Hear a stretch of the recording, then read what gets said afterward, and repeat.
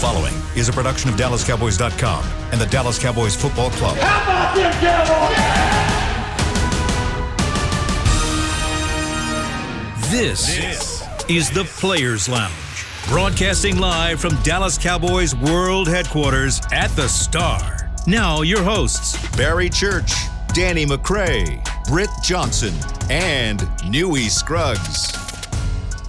Welcome to another episode. Clear that throat up. I'm going through puberty over Clear that here. throat up. I'm getting my grown man voice together. It is your girl, Britt Johnson, on the Players Lounge here with Barry Church and Danny McCray.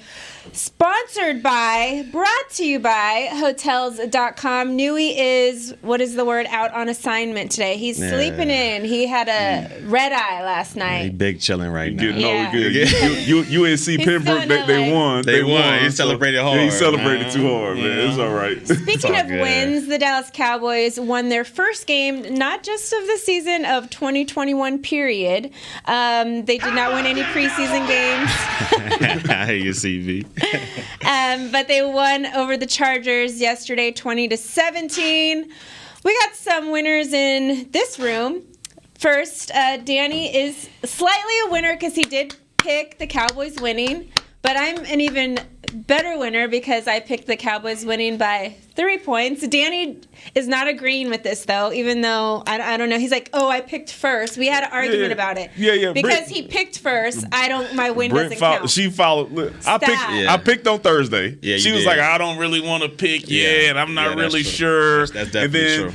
If you're going to follow somebody, when it comes to picking winners, then you follow me. What you pick on the points? I picked 7. I said we're going to win by 7. No, listen, this is what I said. Congratulations. There's only a win or loss, so it's 50-50. No, actually that's not true. So what we really pick is if you're going to cover the spread. And I did. Exactly. So I'm saying. So I got both of those. So if it comes down to the end of the season and we're tied or something, then that will come into effect. No, but as of now, we talk like playoff points. Yeah. Okay. But as of now, I picked us to cover the spread and I picked us to win. I just feel like if I would have picked the win but not got the 3 points and you got 7 and it was right, you would have got on me because your number one thing was, make sure you write down that she said 3 points. I know, but I'm confused. I just said that if it come down to the end, then that means you won.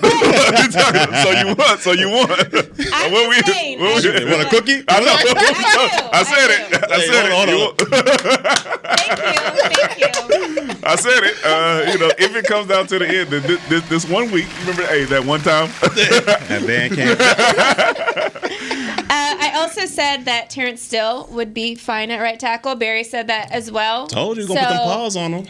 We were right on that one. Oh, listen. I'm so happy to be wrong about that. I'm so happy to be wrong. The man came out there. He played well. I'm not sure if Joey Bosa was sick or what was going on, but I know Terrence still came out there. He did his thing. I did not see them give him much help at all, and I was surprised. That's the thing that got me like, my man, he barely was getting chips, barely was getting hit by the tight ends. It was all paws on that man, and he was up for the task. So in one respect, still correct. We're not gonna get these dudes help out here, even though we know that is right. You think they was like, all right, man, Steele's handling his work. You know what I'm saying? We don't need the chip. Or they just went into that game playing like, look, you on your own, big dog. Nah, I think they thought that they switched it up enough, some misdirection runs, some speed sweeps with Tony Pollard, and some quick sets to help them out, so they didn't feel like they needed the chip. Or maybe they just saw something in practice and training camp where they were like, I ain't see that in preseason. Hey, this is the guy. This is the guy. He went out there and he proved it, so shout out to him. So happy to be wrong about that. We came out and we did the thing on Sunday. Y'all did. We did the thing. Y'all definitely did. Now, who's y'all? You who's are y'all? Hey, I ain't part of the team. I ain't part of the team. Yeah, you did pick them to lose. The L, so I got to go on the other lose. side. Y'all got that one. I'll give y'all that for sure. Offensively, I think we saw a great game from the team. We got a little more balance. Dak actually only threw 27 times. He completed 23 of them, 237 yards, a pick, no touchdowns passing. So that was actually interesting. All of them came off runs. Tony Pollard, who I actually said I liked this guy. I wanted to see him get the ball more. He had 13 carries for 109 yards and a touchdown. He got my game ball for the game. Your boy Zeke had 16 carries for 71 yards and a touchdown.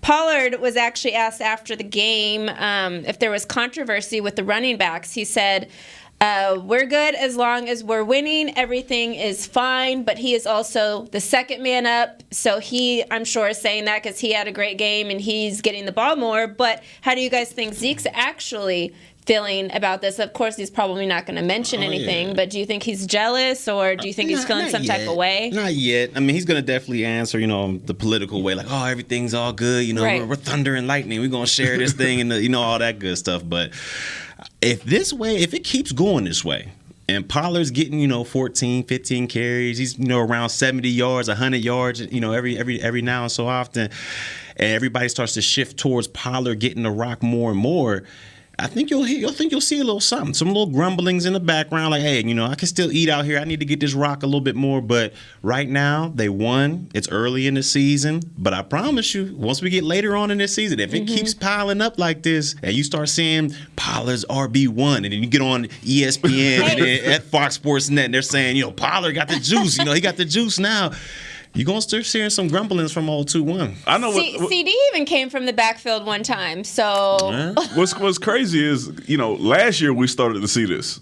We started to see Tony Pollard take some reps from Zeke, and you saw him be able to get out there and maximize his opportunity. He was out there getting yards and getting touchdowns. Time. He out-rushed Zeke a couple times last year. And we were sitting there, like, man, who should you start on your fantasy team at this point, right? Because Tony Pollard is that guy who can come out there and be a change of pace. But I think this week we saw not just a change of pace. He can run up in between the tackles. He can come on speed sweeps. Exactly. He's catching the ball out of the backyard. out of the backfield. So, he got out there and did some things. And I'm still just very surprised to see how many full series he's taken away from Zeke. Not like they're not switching in and out, I'm saying, in one series. It's like, all right, Zeke, you out for this entire series. This is Tony's series. And it's not like you said. It's not like, he's just a change of pace guy. Oh, I'm tired. Let me tap in real quick. Pollard and Zeke and all. They're actually drawing up plays for this guy. Yeah. Fly sweeps. They're making sure he's on the field just as much as Zeke's on the field. And like I said, it's not a problem right now. We're winning. It's early on in the season. But there's going to come a point in time where Zeke's like, hold on. Am I the top dog here, or are we just really thunder and lightning out here trying to be, Marion Barber and Felix Jones? Zeke is going to be the guy. Zeke is going to be the guy. Are we sure? Because as the season goes on, if we continue to keep some balance and make sure that we play the game how we played, which I think was great for us, man. When you say that, Dak didn't throw it that much because he didn't have that many opportunities. It's all about adaptability. We held the ball, I believe, for the first drive for like almost 8 minutes. Yeah. You know what I'm saying? We running the ball, we throwing it, so we're slowing down the tempo of the game to where we're not giving Justin that many opportunities to get out there and throw touchdowns on us. Kind of like opposite of what we did the week before when we were just, score as fast as you can and get that thing back to Tom. And I think it helped us out this week. How impressed are we with Kellen Moore right now? This dude is attacking defenses like none other. Like we went up to Tampa Bay, their strength was their front seven. Vita Vea, all those boys, we knew we really couldn't run the ball against them. Well, I didn't know that. I thought we should still pound Zeke. But Kellen, that's why they pay him the big bucks. He knew to attack their secondary, and they ate off of that. This week, we knew going into this game that Chargers, they're a 3-4, 3-5 team, which means those running lanes are going to be wide open. And what did we do? We ran the ball, like 29, 30 times like that, splitting it between him and Zeke, and they carried the rock for us for the win. So it's all about adaptability when you're going into this offense. And if you can show that you can throw the ball with the best of them as well as run the ball with the best of them, it's going to be extremely hard for NFL teams and their defenses to game plan for the Dallas Cowboys because you're going to throw them off balance so much. Yeah, well, shout out to Amari Cooper. Man, no. I can't even ride with you on that. After my man gave me a 1.53 fantasy points. Shout out to Coop showing up, baby. And then Derrick Henry went off for 50. Man, I don't even want. Man, so I know this is actually going to suck for fantasy people, but I feel like, do we need number one guys for the run for receiving? Like yesterday, he gave it to seven different people touched that ball yesterday, and I thought it was perfect. It went smoothly. Like, do the Cowboys? I know it sucks for fantasy because then it's like, oh, we don't even know who's going to get the ball most. We don't have the Cowboys don't have a number one guy. Who is Amari Cooper going to get it? Is Zeke going to get it? Who's going to get it? Do we need that though? Like, I feel like the Cowboys are going to be more of a team that's like, defenses don't know what to do. They don't know what's happening. Anybody on that team is a weapon, and anybody can get the ball, and it can go anywhere at any point in time. Like, isn't that like kind of more what you would want to be like this unpredictable team than knowing like Kellen Moore? Oh, that's going to be his first read almost every time. I don't know. I think when it comes down to it, you have to have some go-to guys. There are going to be situations at the end of games, at the end of halves, where you need a guy who's going to win his matchup one-on-one, and it don't matter if the whole stadium knows that you're going there, he's going to have to win. When you see some of those good teams, when you see Green Bay, Devontae Adams is the guy, right? They still have some other pieces that can make some plays, but Devontae Adams is the guy. When you look at Seattle, you got Russell Wilson's going to make the play, but he's probably going to hit Tyler Lockett. Even though you got Metcalf, Tyler Lockett has been that guy for Russell Wilson. So I think that as balanced as we are and as much talent that we have, we still have to have something that we can hang our hat on in those type of situations. Look at Tampa Bay. I mean, look, they got so many options. That's the most similar team I can think about as far as having offensive firepower similar to ours, because they got a nice trio out there in Godwin, Evans, Antonio Brown. Mm-hmm. But when you look at it, the guy, when things get to nut cutting time, it's Gronkowski. Easy. I mean, when we get to the red zone, it's Gronkowski. I got to get it. It's a must have it. I got to get to this guy. So it's a good problem to have all these options out there, but you got to have that guy that when things get down to the nitty gritty and I got to make a play right here, you have that go-to guy. And right now, I don't know who would you call it, Amari, or would you call it CD? I call it CD. And on the receiving core, I'm gonna call it CD. Of course, he shows up. Yeah. Every week. He shows up every week. Okay, shade. He does. No shade. I mean, when you look at things that you can do with CD, like you just said, he ran the ball out of the backfield. Yeah. He's punt returning. He's like the jack of all trades. But he did an open field before the halftime. Yeah, nothing against Coop. I'm just saying, but when you're looking at something, you're drawing up a play.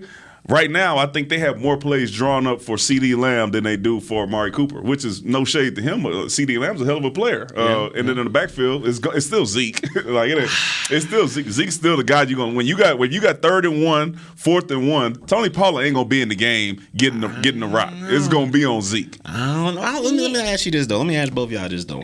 Just from looking at the game, we was watching it yesterday, just from looking at the game, who had more pop? Who had more juice out of that backfield? The juice and the squeeze was Tony Pollard. Like, he had it all. Like, to me, he looked so good yesterday. And he was, like you said, they're not that different of, like, running back styles. It's not like they're doing or asking to be, or the coach isn't asking them to do different things. He's just getting it done, and he's getting it done with a little flair, is what it looked like yesterday.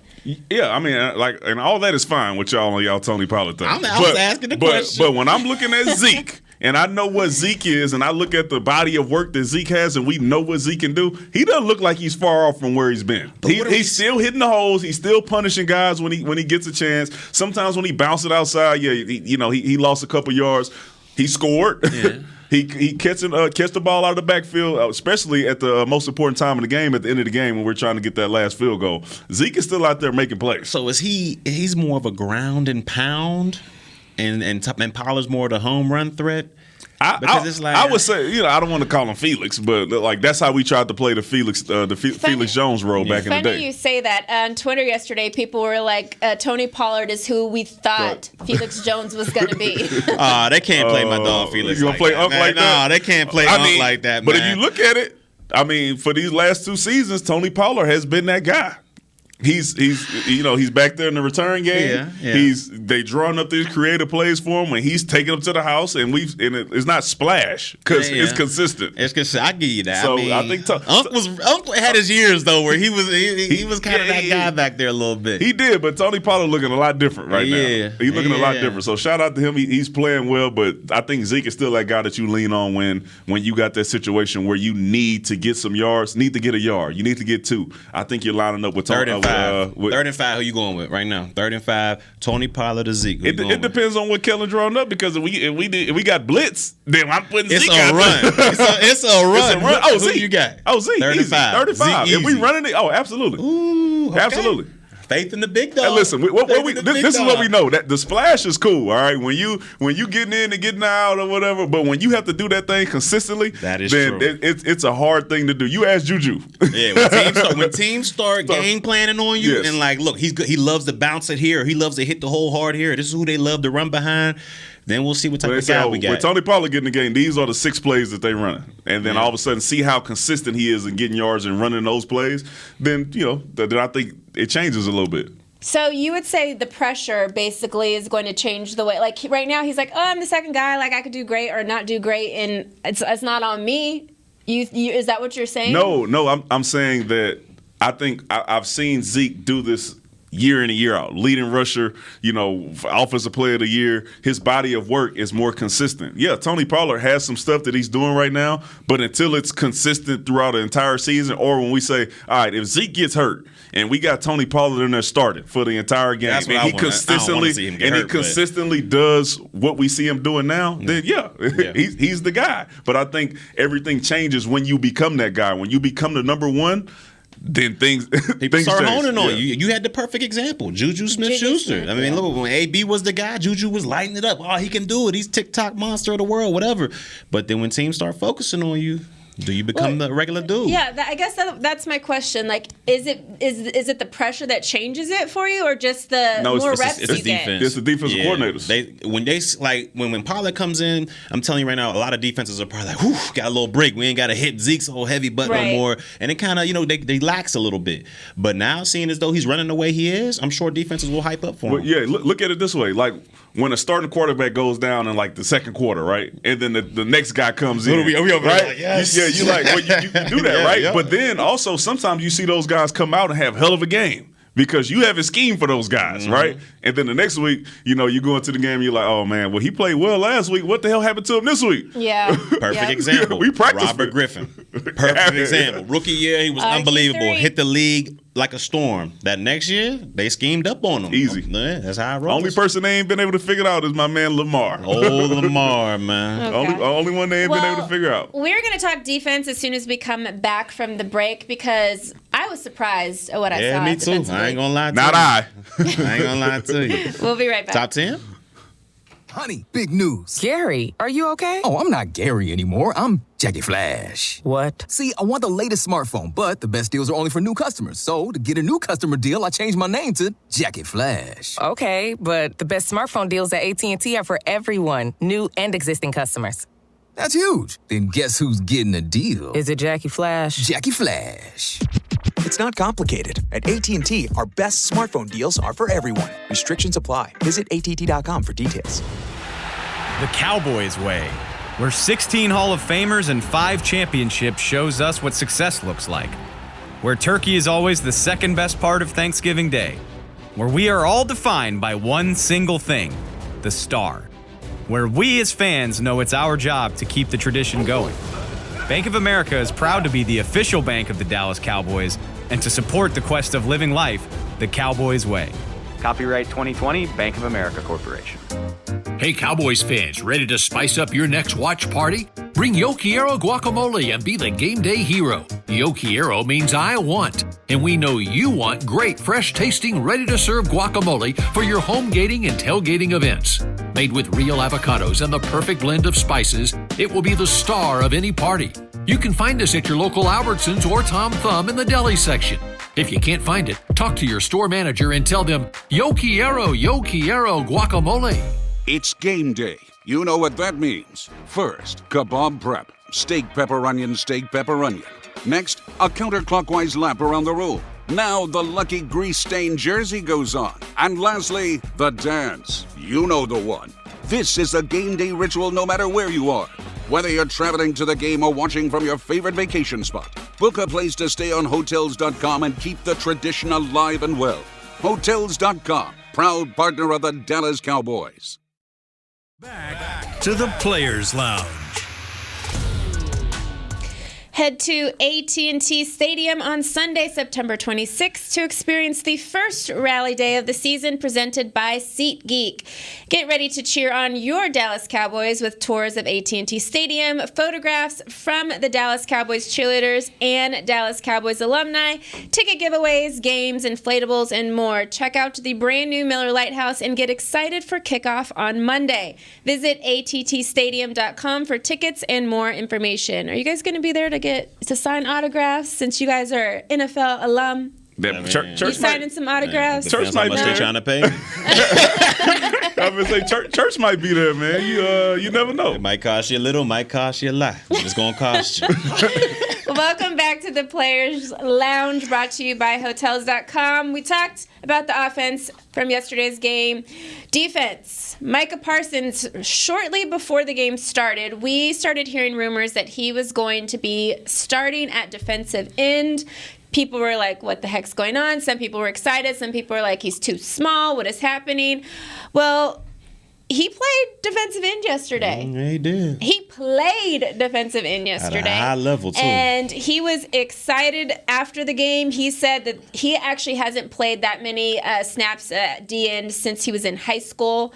But he said he fell right into it. He felt comfortable. And he said that this just opens up the playbook more for the defense. And he is excited to do more of it when asked. And he's ready to play. So what did you guys think of his game? Go ahead, top 10.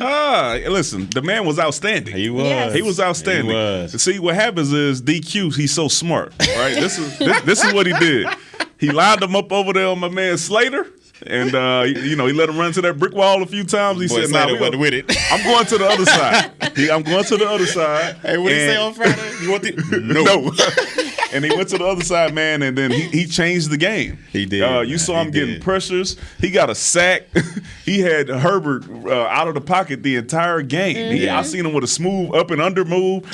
So you could tell that he's been getting coached to play that position all through training camp. And he went out there and he was a difference maker. And I'm happy for him. I'm happy for my man DQ. Mm-hmm. We got 2 more turnovers. Shout out to my man Trayvon Diggs. He balling. You know what I'm saying? Out there playing for a second contract. Contract. You know, we look good, man. If you saw it, this is what we said was going to happen.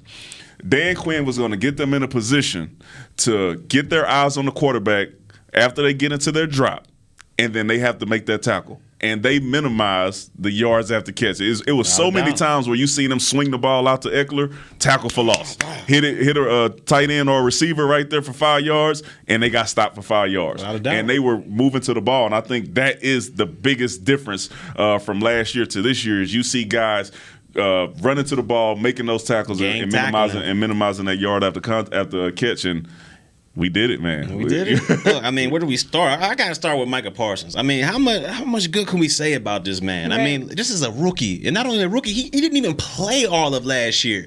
He's coming in here, NFL, and look, I mean, last week there was a lot of people saying, he's the best player on defense, and I wasn't ready to give him the anointment oil just yet.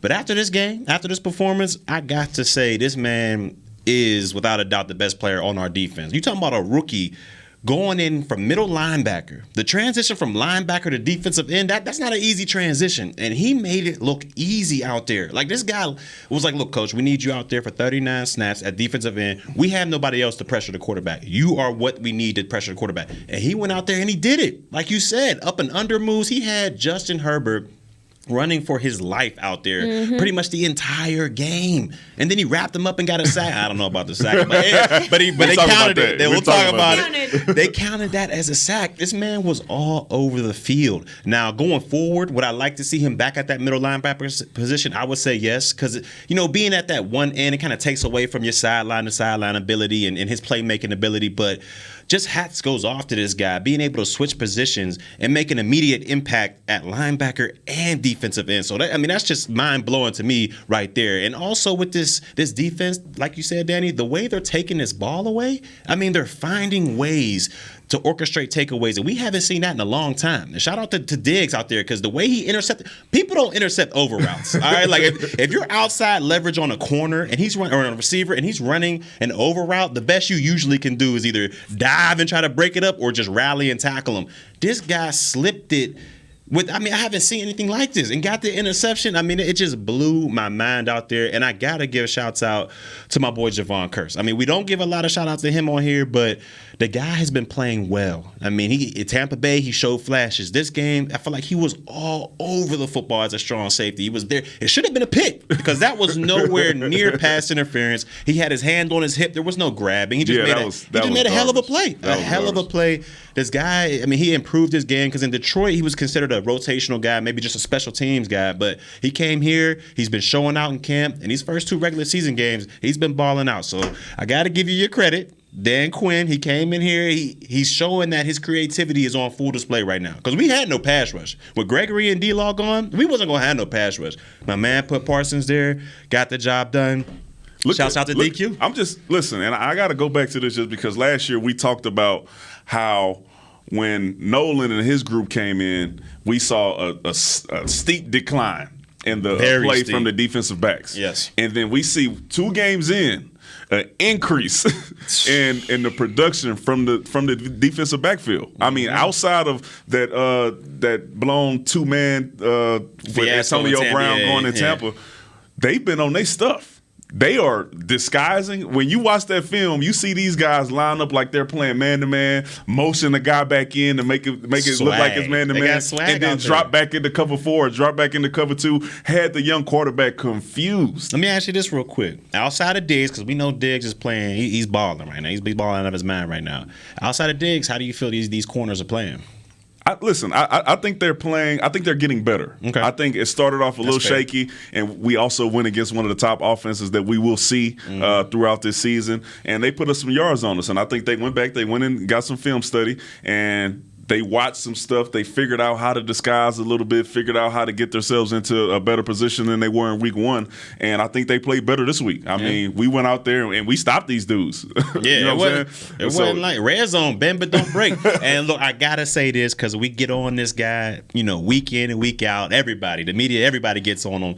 But I got to give my boy swiping those swipes. I got to give him got to give him his flowers today because my man – he lost his position. His snap count went way down, and then they just threw him back in there like, hey, we need you to play linebacker again. Him and the Wolf Hunter. They both played very well last week. I think he led the team in tackles, so got to give a shout-out to Jalen Smith on that. I think that's what happens when you have depth on your team because you're competing now for your position. Sometimes people get a little complacent, I think, when they're like, oh, I'm the starter. These are rookies come in, they don't know. And then the rookies show up and show out, and then they're like, oh, wait. I got to get back on my game. And I think that's kind of looked like what we saw. We did see the debut of Malik Hooker yesterday as well. I didn't really see him too much in the game. What are your guys' thoughts? I seen him get his ankles broken. I seen Eckler hit him with I seen him hit one of those. But, his first game back in a while. I'm going to give him the benefit of the doubt. But it's going to be real interesting, that safety position going forward. You think just that one? Because I can tell you who's hoping that Michael Parsons plays DN, and that's the Wolf Hunter and Jalen Smith. Because I'm serious. Because if he's playing there, then they get more playing time, right? And then you say, all right, if we are going to put Michael Parsons at DN, whose spot is he taking? Because you got Randy Gregory and you still got Tank. Yeah, but Tank will. It's looking like November till he comes back. I mean for him to like. When he just straight out, to straight out be a defensive end, right? While Tank is out. Moving forward. Just moving forward, right? So if you say, all right, listen, this is where he makes his bones at. This is where he helps us the most on defense, right? Do you move him when another guy gets back if he's more productive than the guy who's coming off injury? I mean, and not just Tank, I'm talking about Randy as well. If he's playing better than both, right? Because he's not going to be going up against Slater on the left side every time, all right? That's true. So he's going to eventually be able to move over to the left side or the right side for him and cause some pressure as well. So it's going to be a lot of guys wondering if they're going to get their spots back, including my man Collins. Would you? That's a big one right there. That's a huge one. Layel, listen, I'm just saying. You got 2 DNs, Gregory and Law, who they both can play at a high level. Would you rather have Parsons move back, who we know for sure can play that linebacker at a high level better than the Wolf Hunter and Smith? Would you move him back there, or if he's balling, he got to be balling unbelievably at defensive end to stick him there? I mean, what's your thoughts on that? I'm moving him back, but I'm going to sprinkle him in as a rusher a couple throughout packages. The game because the man said he ain't done that since high school. That's how he looked after not doing it since high school. Going to D-Ware's camp. I tell you. So just imagine him, getting 4 or 5 games under his belt. Right, seeing some of the new moves. Let him get a spin move. He run 4.35. Yeah. I mean, let him get a spin move in there. Let him really figure out hand placement. And you have no idea how good this guy can be. So I think it's a good problem to have. But it's going to be some upset guys in that locker room. Would you say he needs to put on a little bit of weight? I mean, he is actually only 6 pounds smaller than or lighter than T.J. Watt. But would he need, if he stays at defensive end? Would you say 5-10 pounds? Yeah, because even though he's only 6 pounds lighter than TJ. They different body builds. Like Yeah. TJ's arms are, you know what I mean? He got the wingspan of a who knows. And he got a long wingspan that helps him get off of those tackles. So I would say he needs to get a little bit bigger if they put him at DN, but I like him at linebacker. I mean, that sideline to sideline, he can eat up anything out there. If you put him at defensive end for 100% of the snaps, then yes. Yeah. If you find a way to get him rushing on those crucial third downs throughout the game, then I would say no, because he's going to be going back and forth from linebacker. But quicks. you have to, if he's going to be that productive as a rusher,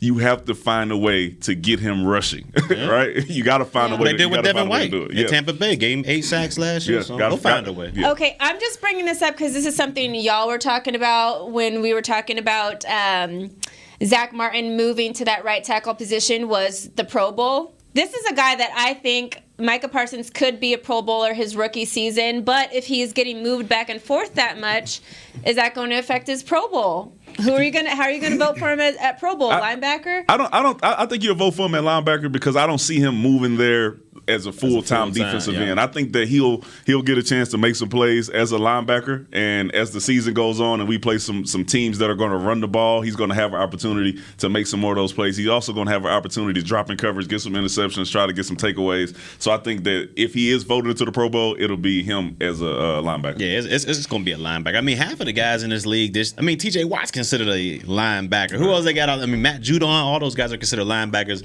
even though they just rush the passer 99% of the time. So I think he'll get in there. If he does get in there, it'll be at a linebacker position. All right, well, we are going to take our final break. When we come back, we're talking about the special teams. Is it too soon to be worried about them?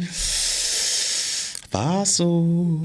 Organic pumpkin smoothies are back at Smoothie King with at least 13 grams of protein each and 5 options to choose from. It's easy to find a favorite to help you reach your goals, like the new Keto Champ Pumpkin, packed with a whopping 23 grams of protein and 9 net carbs. It's a quick and nutritious meal on the go. So order online or through the app for pickup or delivery. And power up with pumpkin and protein. Official smoothie of the Dallas Cowboys. Smoothie King. Rule the day. Hey, Cowboys fans, ready to spice up your next watch party? Bring Yo Quiero guacamole and be the game day hero. Yo Quiero means I want, and we know you want great, fresh-tasting, ready-to-serve guacamole for your home gating and tailgating events. Made with real avocados and the perfect blend of spices, it will be the star of any party. You can find us at your local Albertsons or Tom Thumb in the deli section.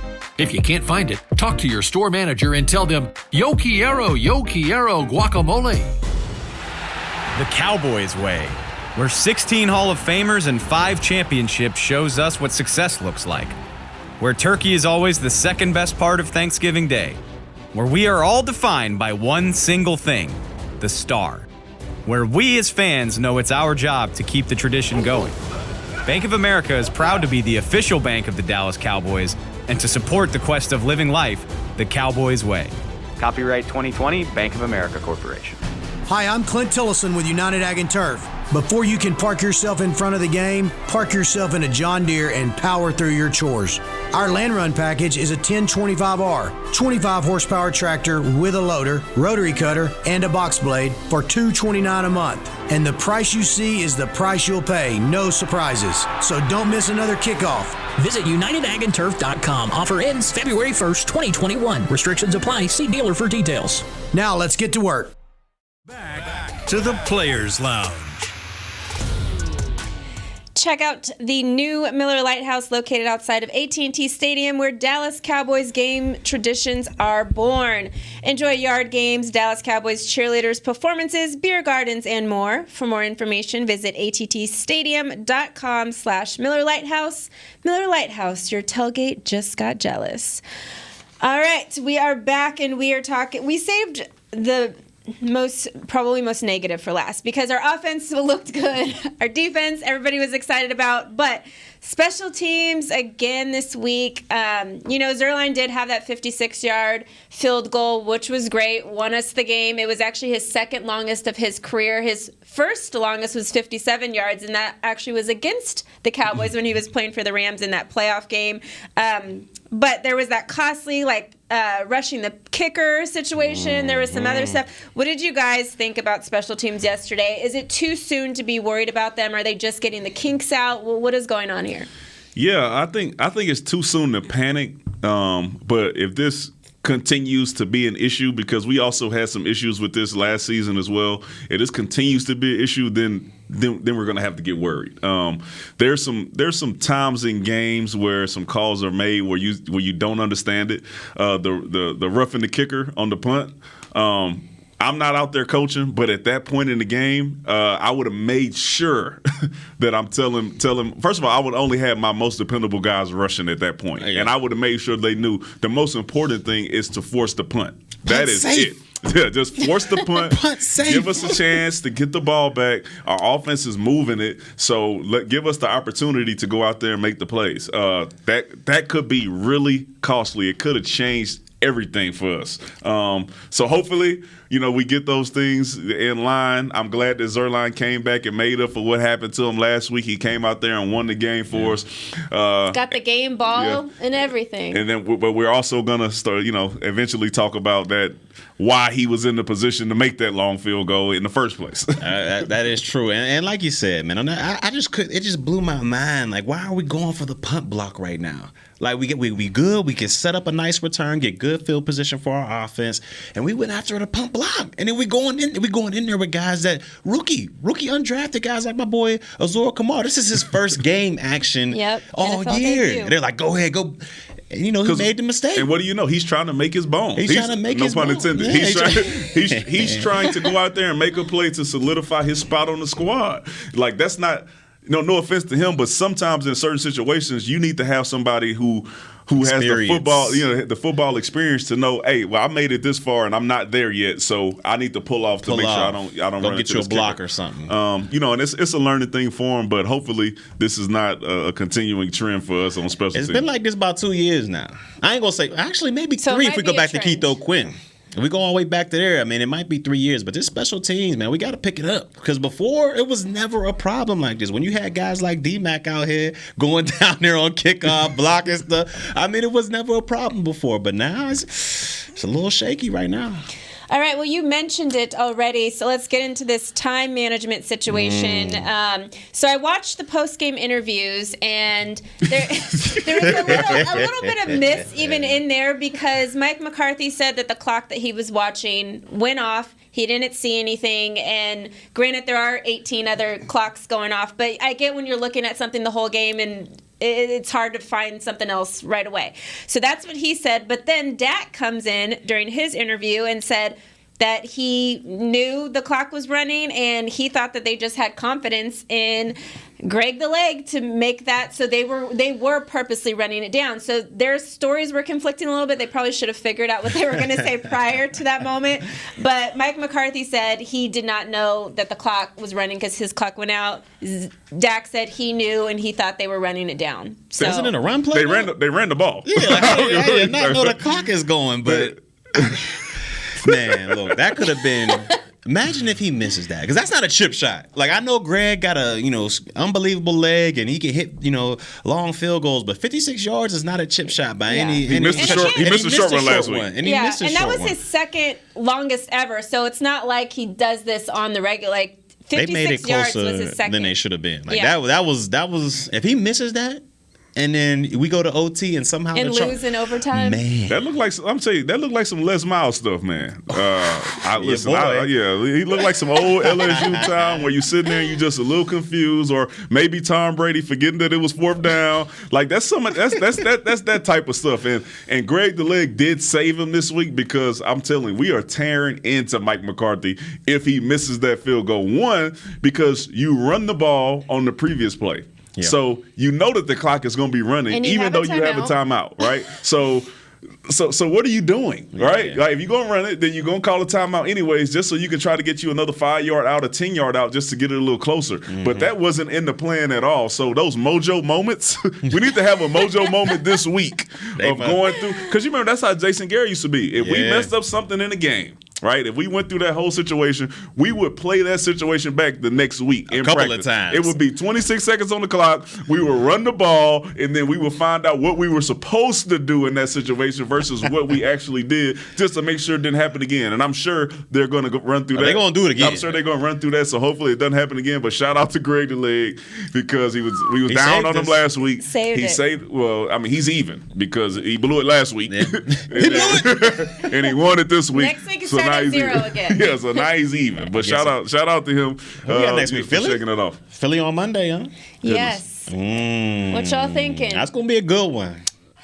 What am I thinking? Dub? I mean, easy dub or tight like this one? We'll get more into it later, but another young quarterback, DQ, I got faith in the fact that he's going to figure out a way to get at Jalen Hurts. We'll dive deeper into it, I'm sure, later. But I'll tell you one thing we can't do.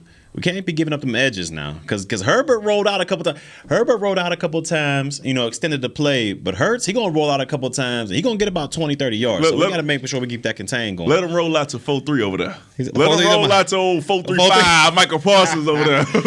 Parsons still gonna be down there? Is he gonna tank out? Gregory back though. He on the other side.